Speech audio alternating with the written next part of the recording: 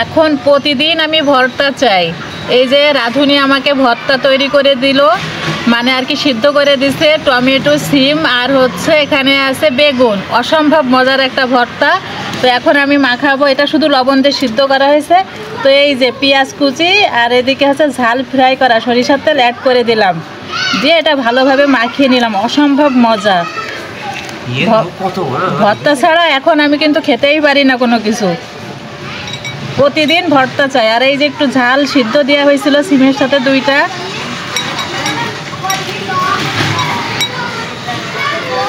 ভর্তা হলে কিছুই লাগে না আর।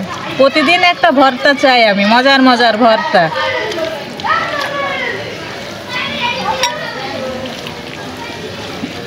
আর এখানে কিন্তু লবণ দেওয়ার কোনো প্রয়োজন নেই, কারণ লবণ দিয়ে কিন্তু সিদ্ধ হয়েছে, লবণটা পারফেক্ট হয়েছে। আমি একটু দেখছিলাম।